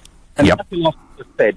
Effectively, what that should mean is that we need to have open court systems so people can see that justice is being served correctly. But you shouldn't have to name individuals until after the conviction. And I think that's only right and proper to protect all parties. But more importantly, in this case in particular, the 2006 Fraud Act makes it very clear that any misrepresentation of fact is a fraud. And that misrepresentation can be implied. In other words, the police telling the prosecution service that there was nothing of relevance. That's effectively a fraud if there was something of relevance. And it can also be by omission. So by failure to disclose information that should be relevant to any transaction, whatever, is also a fraud. So again, I can see that there is a case for certain individuals in this matter to answer criminally for their actions under the Fraud Act 2006. And does it ever happen, Colin? Well, there's another story. If it was used as it was designed to be used, for the catch-all act, it's a bit like if you cross a zebra crossing where there's a pedestrian on it and you're caught by a police officer, it doesn't matter the fact that you didn't have time to stop for anything else, the offence is committed, same as a parking offence, realistically. Are absolute sort of, absolute sort of charges, if you like. And if it was used as it could be used, a lot less people would defraud people, because it's so easy to catch them with it, because the wording is such, it wasn't worded to catch the police for misrepresenting or anybody else. If you said you had 4 O levels and you've only got 2, you get a job because you've got 4 O levels, effectively you defrauded your employer. You see? Yeah. No, I understand that, Colin. I understand that. I mean, I'm just really interested in what happens to those who make false accusations, who cost the police and the courts not just money, but a huge amount of time that could be better spent. And I just wonder whether we ever catch up with people who behave like this. Well, we've got the Fraud Act 2006. You don't need to pass a new act. The Fraud Act makes it very clear. If they do... Okay, so in your view, Colin, we should use it, yeah? We should be using it. We should be using it a lot more. No, Colin, fair point. Very interesting. Thank you. I'm going to go to Tom, which is an assumed name, who's calling me from East Sussex. Tom, good morning. Hello there. How you doing? Okay, so what do you think? I mean, I'm arguing that we need, in nearly all cases, anonymity for this whole process to be fair. How do you feel about that, Tom? Well, total anonymity, I can't really put a point on that, but I will say that if someone accuses somebody of being a paedophile or a sex offender, they should not have any type of anonymity because they're the accuser. I can't speak for the accused because although I've been accused that way, I certainly didn't get any anonymity. It was in the middle of the street, and when I called the police myself and said, look, I chased the guy to where he lived, they suggested I had a guilty conscience. But when I complained again, I was told that nothing's going to happen. I was threatened with arrest because I was being aggressive after he accused me of this, which you can imagine he would be at 9:30 in the morning in a street, to have someone suddenly say, "You effing paedophile, seeing your name in the paper, blah, you like little people and blah, etc., etc." And I had no idea who this guy was. And he later said to the police that he had no idea, he'd never seen me before. Now, I wanted him prosecuted. There is no, apparently there is no law that if you call someone a paedophile, you get arrested. You call someone a puff or a gay or a religious insult, you'll get arrested. But you can call someone a sex offender. Obviously, you can. Yeah, okay. And of course, if I'd have been a public... Well, Tom, let's not try and offend anybody here this morning with what we're doing, and the words you've just used might upset some people, but they really might. But Tom, this incident happened in the street. Did it cause you, beyond short-term shock and horror, did it cause you any material harm beyond that? It caused me a lot of mentally harm, because I live in a very small place, and I had to walk down these streets while this whole thing was going on. Yeah. There's no doubt in my mind that the police spent time looking at me over this. Yeah. Okay, there's no doubt at all. I invited them around. I said, "You better come around, check." I told all my neighbours about it, like it was a stupid thing to do. The police said, "You should have kept it to yourself." I said, "If I kept it to myself and he just spread the rumour quietly, then people would be pointing at me." So I went round shouting about it as loud as I could. So Tom, you feel... I couldn't... The point I'm making is, Nigel, I couldn't get him brought to court for alleging this. No. And he had anonymity as well. Totally. Yeah. So, Tom, do we need anonymity for both sides of these disputes, or for neither? For neither. For neither. Fine. If you're innocent, you've got nothing to worry about. If you're guilty, then you're... No, Tom, you've made a very, very, very different, unique point. Tom feeling, actually, anonymity doesn't work anyway, but the accuser should be prepared to have their name out there, and he cites his own case that happened to him on the streets. You're listening to the Sunday edition of the Nigel Farage Show, exclusively on LBC. It's 11:45. Coming up at 12 on LBC, Majid Nawaz. Star Sports Bookmakers has been accused of racism after it posted a picture of a man mocking Diane Abbott in blackface. Is blacking up racist? Majid Nawaz on LBC. Time to slow down? Or not just yet? How about now? Now? Perhaps you'd start slowing down now. When it rains, it kills. Last year, 2,987 people were killed or seriously injured when driving in the rain. When it's time for your wipers, it's time to slow down. Highways England. Merry Christmas, Sarah. You got me some shoes. No, it's a coat. Cashmere scarf. A laptop. Oh, some perfume. The One for All gift card from the post office can be any of these things. With over 50,000 retail outlets to choose from, it's the ideal gift for that impossible-to-buy-for friend. It's not a TV, is it? Pick one up in branch or online at postoffice.co.uk. The One for All gift card is issued by GVS Prepaid Limited. GVS Prepaid Limited is authorised by the Financial Conduct Authority. Come and experience Lebanese dining at Marouche Restaurants.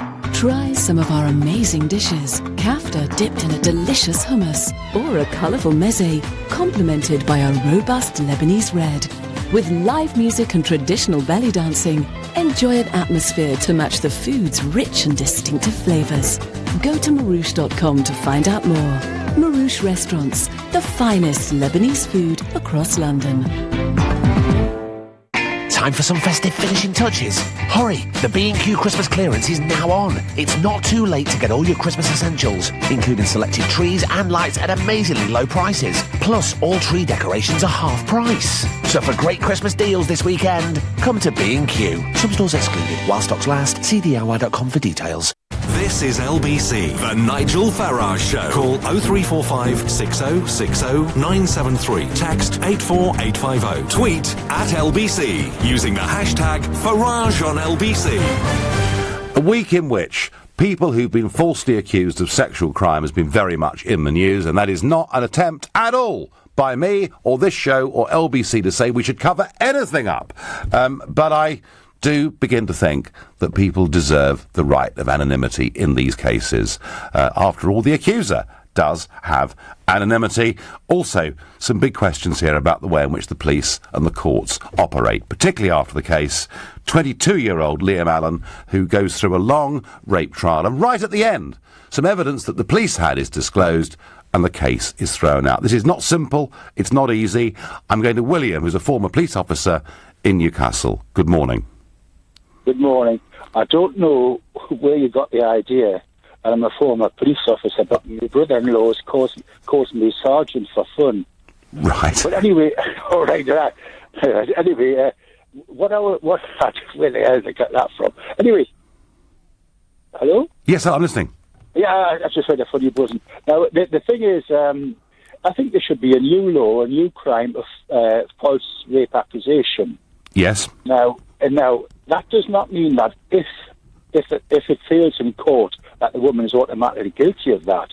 There'd have to be a separate trial, and it would have to be shown that she deliberately lied for some sort of gain, for spite, for money, and so on.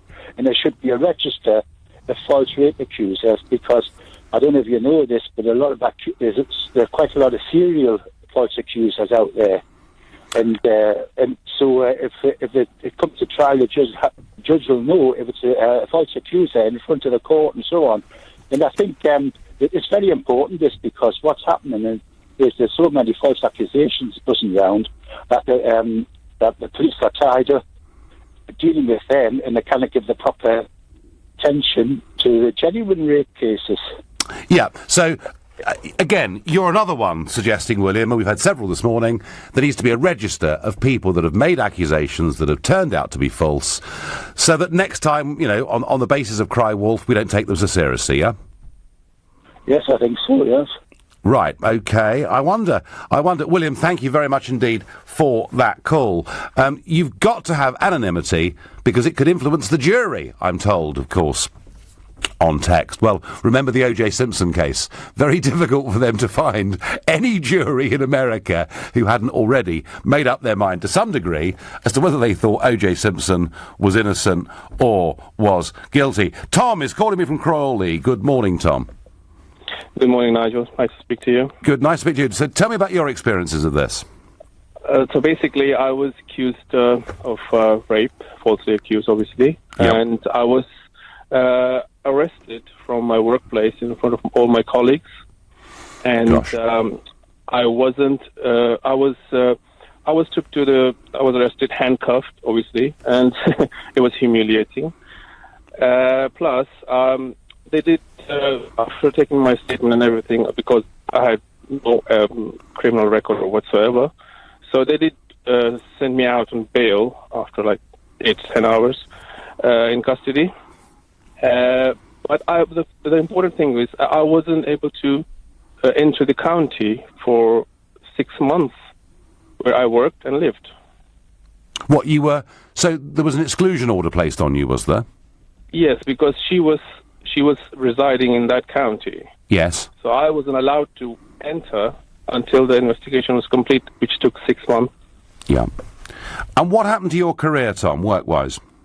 I had to find another job. Gosh. Yeah. That is very, very tough. And in terms of the accusations that were made, this obviously never went to trial. Never, of course. They didn't find any evidence after 6 months of investigation, and there was no physical evidence at the time of the arrest as well. And evidence, I mean. And the person that made the accusations, I mean, are these accusations, do you know whether you're the only person that this person has accused? Actually, it was my ex-wife. She made the accusation on the day I got separated out of spite. So you say it was done purely out of spite? Exactly. And what do you think, Tom, should happen to her? Well, it's very hard. It's very difficult, because I know there are some people out who are making the accusations who are really victims. Yes. So I don't want to say that they should be treated harshly, but I should only say that you shouldn't treat someone like a criminal unless you have a very hard evidence. like how I was treated. Yeah, well, I think, Tom, this is the whole debate, isn't it? And you know, when I spoke earlier on about Angela Rafferty, the chairwoman of the Criminal Bar Association, you know, she's made this point that the pendulum has gone too far the other way, and there is too much of a presumption now that the person that makes the complaint is considered to be a victim, and the person against whom the complaint is made is seen to be a perpetrator. And we kind of, Tom, it's almost as if we've kind of lost that balance that actually people should be presumed innocent until they're found guilty. And I'm afraid you're someone that fell into that trap. Tom from Crawley, I thank you very much for that call. And as Tom said, you know, we don't want to stop people coming forwards, telling the truth about bad things that happen, because that may well protect other people. But in Tom's case, if what Tom said was right, that this accusation was done to spite him, not only was it deeply embarrassing and hurtful for him at the time, and it cost him his job, as he explained, but just how much time, police time and money was spent over that 6-month period to get nowhere. And I think, you know, these are real questions about police resources. I wonder what Sadiq from Gatwick thinks. Good morning, Sadiq. Hello there, Nigel. Good morning. Not your biggest fan, by the way, but however, that's another day. Well, that's all. Well, that's all right, Sadiq. That's fine. The whole point. Yeah. Do you know the whole point about proper democratic debate, and why I think LBC, as a radio station, does so well, is that it allows people with completely different points of view to debate things in a grown-up, sensible manner. Exactly, correctly. Well, you know, the question you're asking, yeah. I do think, obviously, I think there's some cases where you might need to put the person's name out there. But generally, I think it should be something that should be considered, something they shouldn't do. For instance, there's some people who I know who have been accused of such, and even though they've been found not guilty in court, people still refer to them as, oh, there's that guy who was accused of rape, and that is a name that sticks. You know, that guy who was accused of rape. So had he been protected, Sadiq, by anonymity, that wouldn't occur, would it? That wouldn't have happened. You know, however, as I said like earlier, you know, previously, that there are some people who, or some cases, which you might need to put the name out there just to to help with the case in terms of having or possibly bringing more witnesses further forward. Yeah. And this point, Sadiq, Lord Kalar made this point, didn't he? You know, the interview I did with him earlier on at the top of the hour, he made the point that there could be public interest cases where it makes sense for a name to be out there because that helps gather more evidence. His point was that if the accusation that was made against somebody was made by one individual and there was no history of this, that in that case he absolutely agreed that anonymity should be granted. That's correct, and I believe, you know, I totally agree with that statement. But of course, the impact it causes when someone is not guilty is one which unfortunately can't be reversed or can't. I don't think there's an amount of compensation that can take a name out of the mud, so to speak, or clean No. But the other problem, Sadiq, of course, in the modern world, is that if somebody, you know, even if they're being protected through the legal system, through anonymity, difficult to stop people saying things on social media now, isn't it? Of course. Social media, of course, is just like, I don't think we as a society have got to the stage where we can monitor it or stop it in certain instances, you know, names flying around, and you know, I mean, we're all in the social media age now. I think it's very, very difficult. It's very difficult. Sadiq, I thank you for your call, and I look forward to you ringing me on a subject where we vehemently disagree. I've got time for one last caller. I haven't got long, Paul. I know it's not your real name, from South London. You've got 45 seconds, Paul. That's it. Yeah, basically, this thing, I think it's terrible. I mean, something similar happened to myself.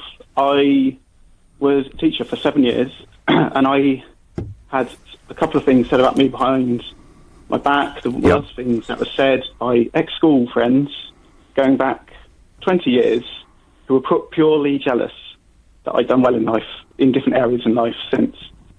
And I was traumatised for years because of that.